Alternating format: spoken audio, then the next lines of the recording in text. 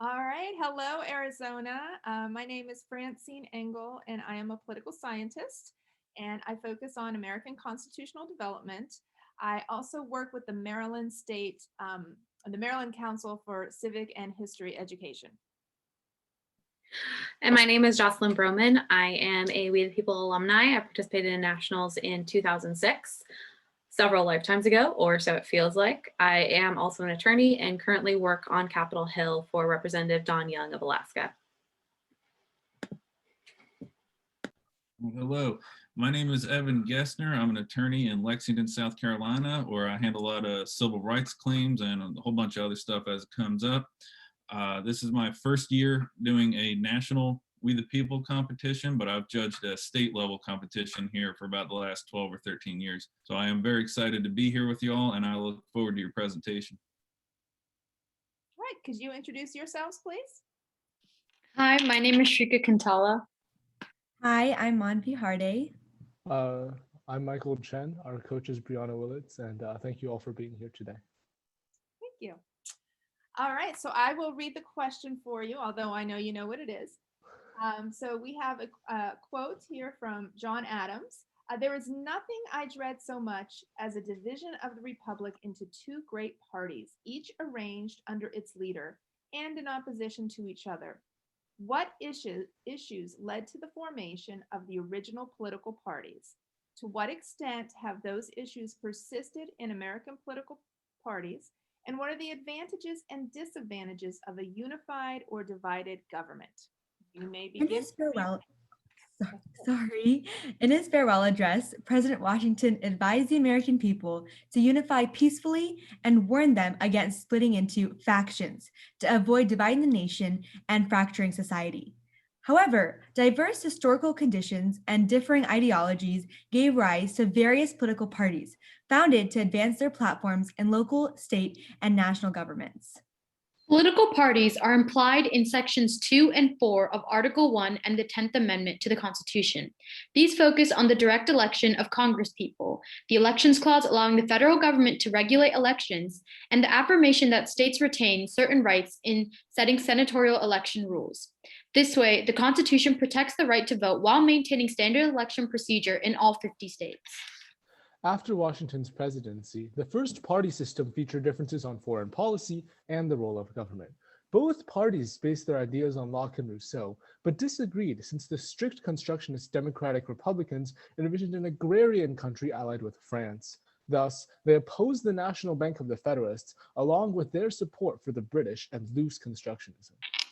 Foreign policy has divided the U.S. throughout history.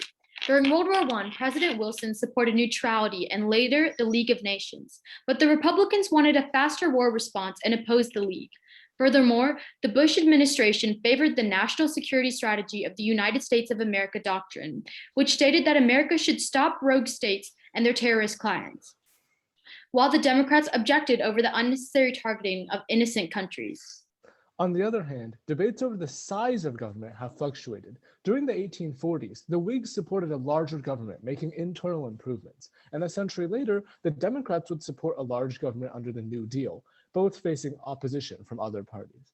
However, in the current political atmosphere, populist ideas cause both parties to expend trillions of dollars to advance their ideals.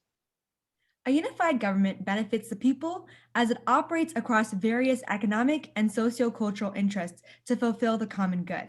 In Federalist 61, Hamilton explains the framers' concern of particular interest groups unduly influencing the government, which would harm the rights and interests of the majority. However, unified governments less accurately represent the people. Parties that control Congress can utilize budget reconciliation to pass federal spending bills with a simple majority, such as the 2017 tax bill or the 2021 COVID aid package. In addition, under Section 304 of the Congressional Budget Act of 1974, budget resolutions can now be reused, a dangerous precedent that allows a unified executive and legislative to freely exercise the power of the purse. Thus, a divided government is better for our American society. Divided governments foster bipartisanship and avoid pork barrel politics, which legislators use to divert extra funds to their own constituencies. For example, John C. Calhoun's bonus bill of 1817 was rejected by President Madison as it sought only to improve election chances instead of the common good of the American people. Nevertheless, some may argue that a divided government is detrimental as it inhibits the government from passing necessary laws and bills. The divided 116th Congress failed for much of last year to pass much needed aid and economic stimulus during the pandemic. Additionally, the presence of filibusters in the Senate leads to legislative stalemates on vital issues and reduces legislative efficiency. Political parties join wide-ranging groups to form unified platforms. In the United States, they developed despite warnings from President Washington and allowed people to voice their opinions on the sides of government and its powers. However, opposing parties provide a stark contrast with the unified government, a difference sparking debates over the benefits and drawbacks of each. Okay, so could you tell me what a faction is? And then tell me, is a faction the same thing or is it different than a political party? Mhm. So factions, as Madison references in Federalist 10, are groups that are either the majority or the minority that seek to advance ideas that are detrimental to the common good. And this was a fear during the early American days, since they had just come out of Britain and they were trying to figure out balancing state and federal powers and local powers as well. So at the time, the protection against factions with the Constitution instead of the Articles of Confederation was due to concern over safety. However, nowadays, political parties are not factions as they unify large, broad ideas across American society that seek to improve a significant portion of the society, even if ideologies differ. How do factions within the political parties affect them today and affect them getting something done? Well, factions in today's political parties are basically different people with different ideologies within those two basic political parties that American society runs on. Those ideologies are very important because they represent the voices of many different people within that political party. For example, with the Democrats, there could be liberal conservatives, which have a different stance on economic principles, and their economic view can be a more conservative approach, but they still follow liberal social policies. And as we see in different countries across the world, such as the government of Israel, we see different approaches to how the government is. And in Israel, for example, they have a system that allows for representation of the people based on their voting. So say that 3.5% of you vote for one party, that's how many seats you will obtain.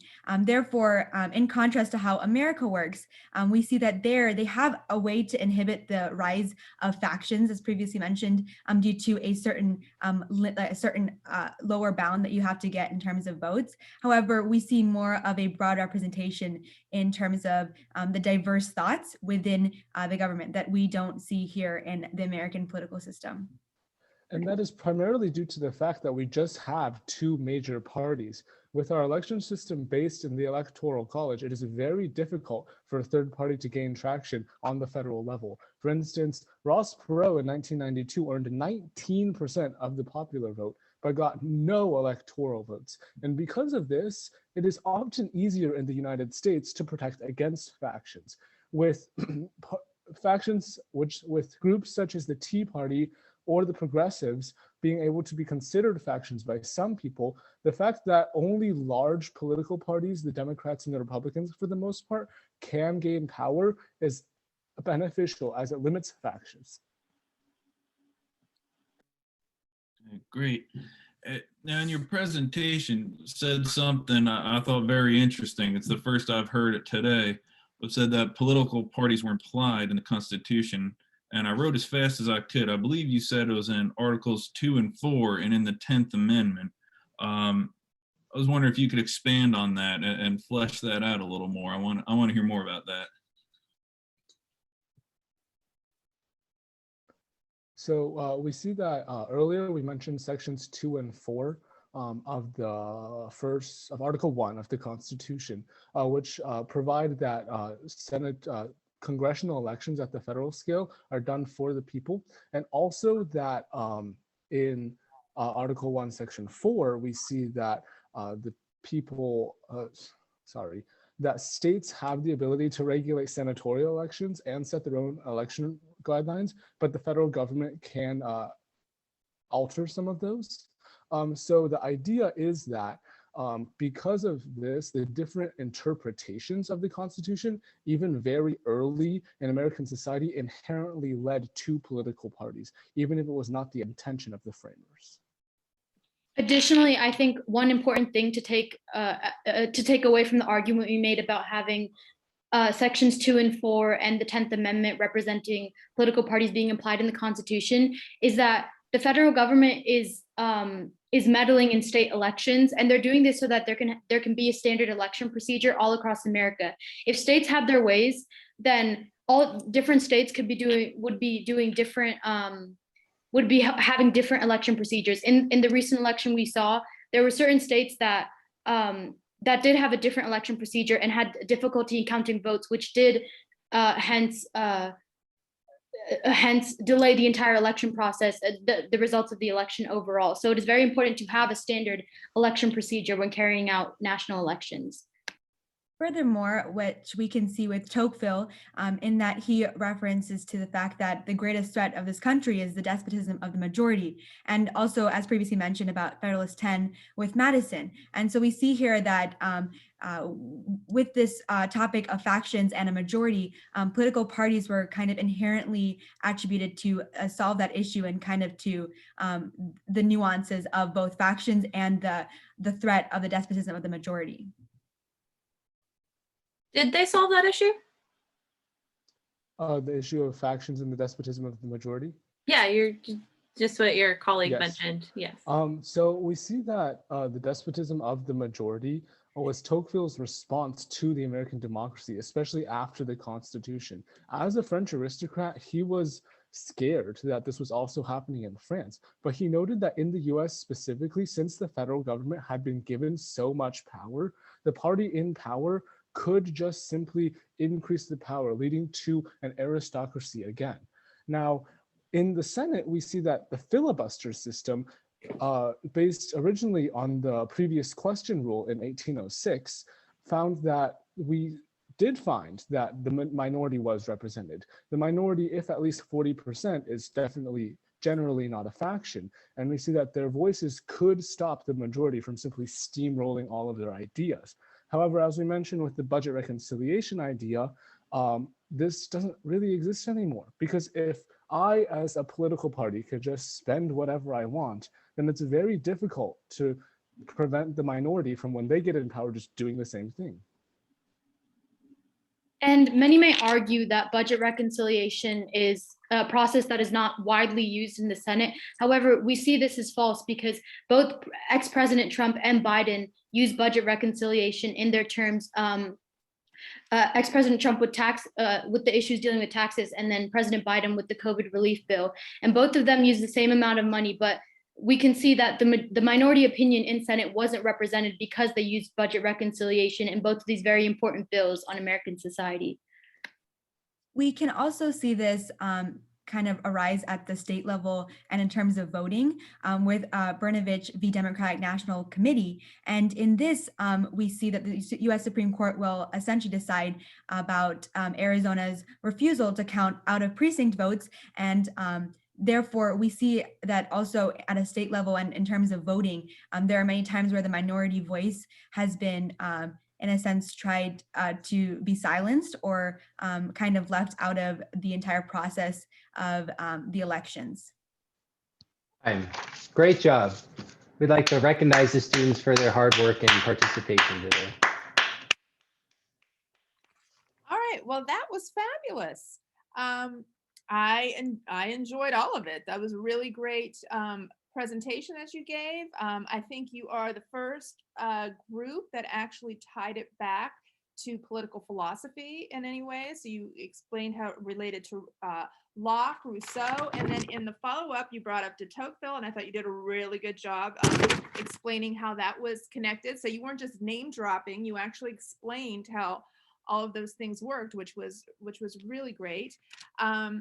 And you know what I really like, this is the first time I heard today, again, when I asked about factions, because we've been asking people about factions, and I really liked the definition that you gave, which was really the Madisonian definition, where a faction is someone who has an idea that they seek to advance it for their own personal interest rather than for the common good.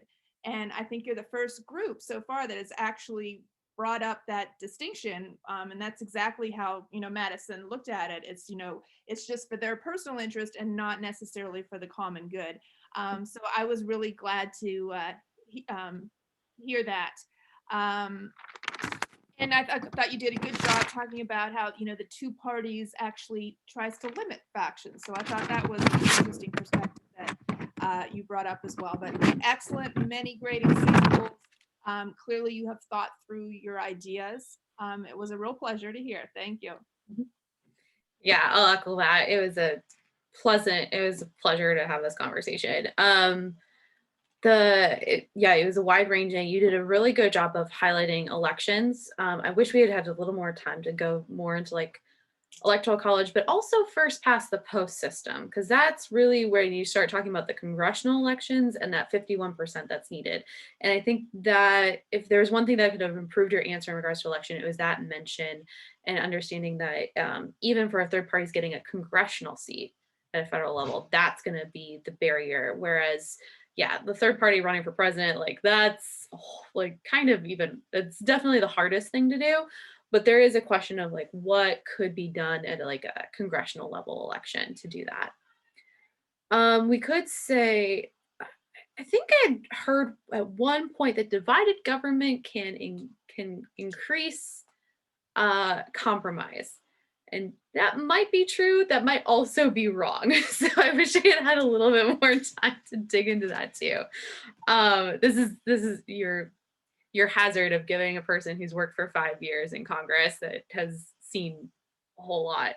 But I did enjoy your discussion about reconciliation and the understanding of like, with the unified government that we have currently, with the Democrats in control of House, the Senate, and the presidency, yes, but no, because we have this little thing called cloture and the filibuster issue. So I think you guys did a good job of like understanding that it's like, yes, we have united government, but there's also these barriers in place to kind of provide for that minority voice, and